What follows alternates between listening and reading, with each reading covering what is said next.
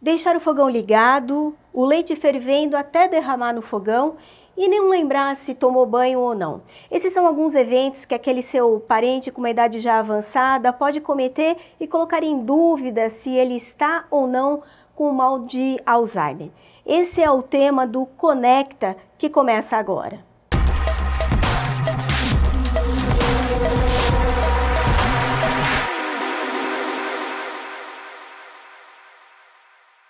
Oi pessoal, tudo bem com vocês? Começa agora o Conecta, que vai discutir a partir de agora um tema bastante importante, que é o mal de Alzheimer. Para falar sobre esse assunto, nós convidamos a Maria Scudelletti, tá certo? Certinho. Como eu falei. A Maria tem na família dela uma integrante, que é sua mãe, Isso. que sofre do mal de Alzheimer. A doença ela é algo que nem todo mundo tem a abertura para falar, sofre bastante estigma, né?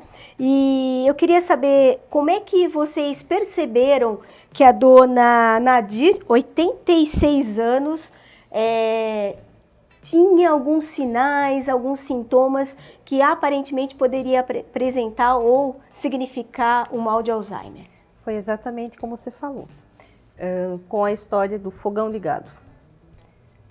Vira o botão do gás, mas não acende. Daí vai acender o outro, o fogão faz pum! E é um risco de incêndio. Chegou a se queimar algumas vezes. Nós percebemos por aí. Aí o esquecimento, que na vida dela não era uma coisa muito diferente do que ela já tinha, mas começamos a notar algumas falhas a mais. Daí a médica fez todos os exames pertinentes, fez os testes cognitivos e foi detectado que ela tinha realmente o Alzheimer. A partir daí, iniciou-se a medicação. Agora, o diagnóstico deu como resultado que Dona Nadir já tinha a doença há algum tempo, é isso mesmo? Sim, porque assim, a doença nunca é descoberta de início. Ela sempre leva alguns anos até as pessoas realmente perceberem, detectarem que tem alguma coisa errada, levarem a um médico, a um geriatra, a um neuro, e ele constatar o problema da doença. Então, assim, quando se constata, na realidade, já faz, em média, 3 ou 4 anos antes que já está. Isso porque, Maria, a gente entende, ou às vezes a gente nem quer admitir, né, que pode ser um esquecimento comum, eles têm uma certa idade, esqueceu porque todos nós, né, esquecemos às vezes as coisas. Você acha que é isso que acontece? Sim, é diferente o esquecer onde você pôr a chave e você encontrar a chave dentro da geladeira. Ah, entendi. Essa diferença é importante ressaltar. É diferente você não achar a sua chave e falar que o outro roubou a sua chave. É uma coisa que acontece muito. Tudo começa a sumir, tudo começa a ser roubado, mas quem roubou? Quem ia roubar isso? É prato, é garfo. Então são assim, situações que você fala assim, não é normal.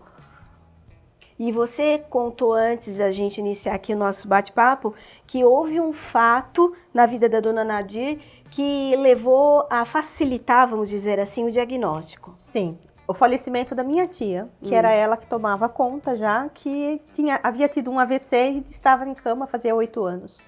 Tá. Então, quando ela se viu sem a minha tia, sem a rotina que ela já tinha, a gente começou a perceber as falhas. Certo. E como é que é conviver com um ente da família com o mal de Alzheimer? É difícil.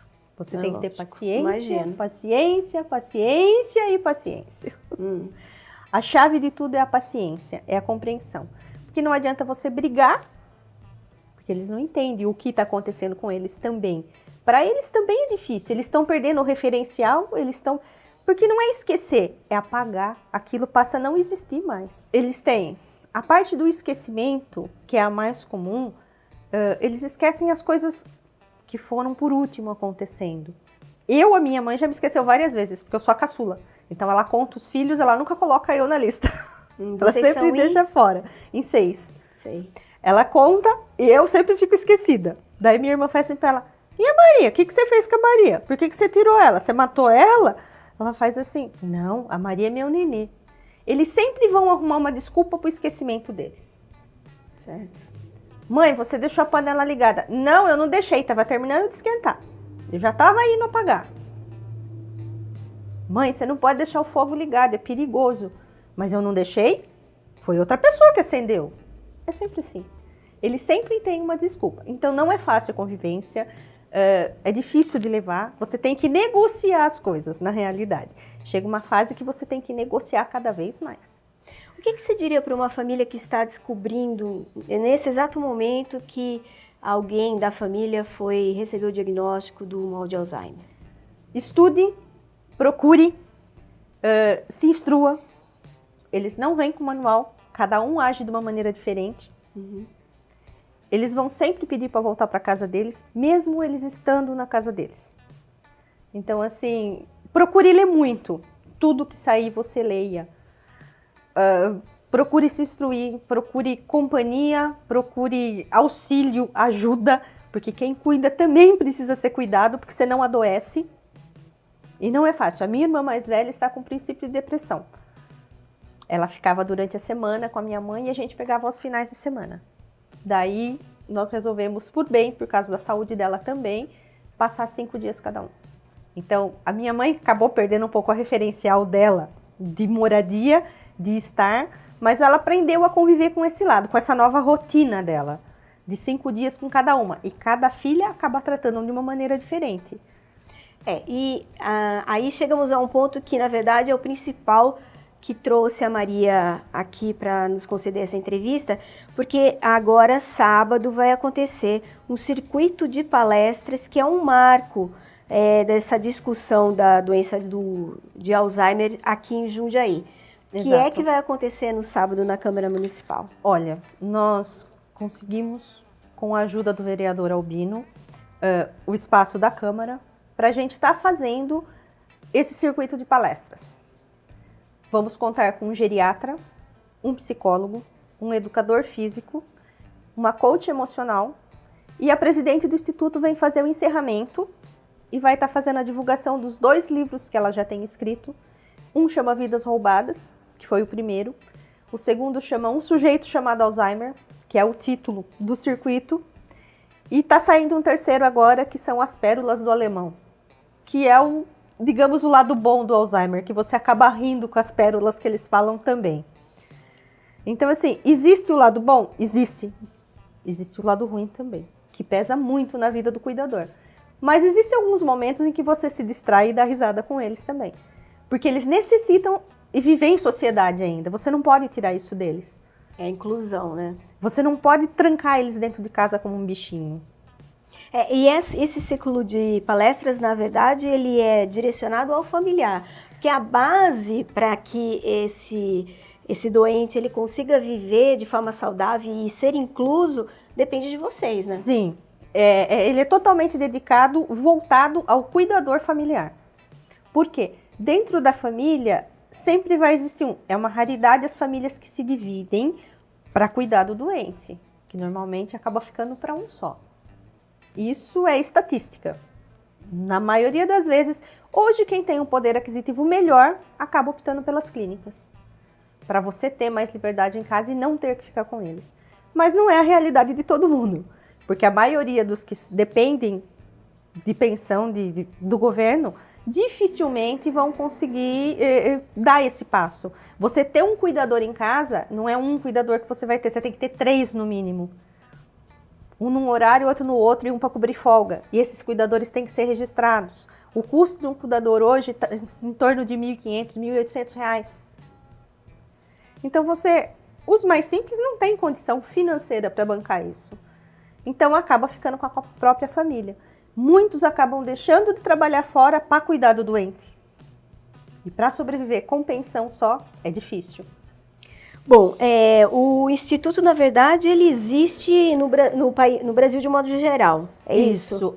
O Instituto existe há 7 anos, a Berna faz atendimento do Brasil todo, com doação de remédio, com doação de fralda, com auxílio.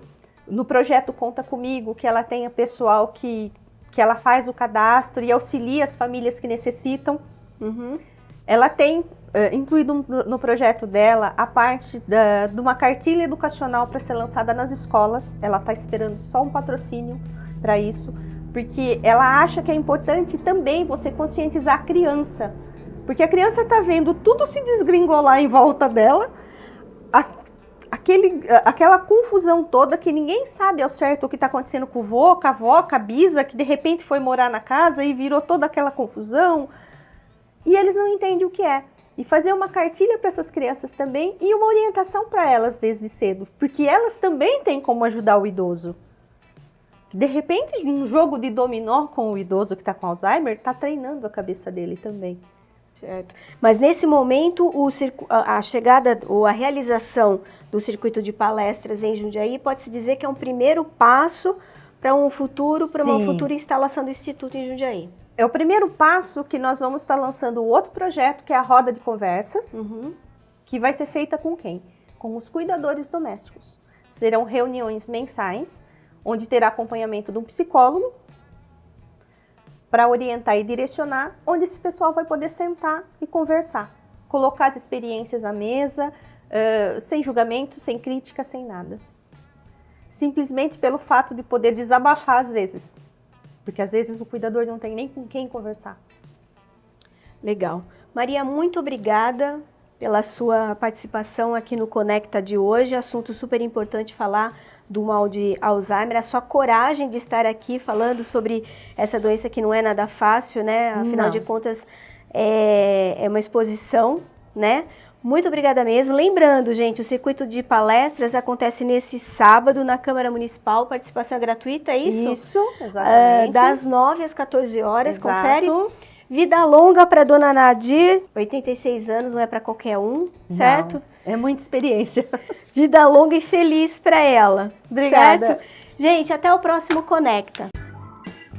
Você está assistindo Novo Dia TV.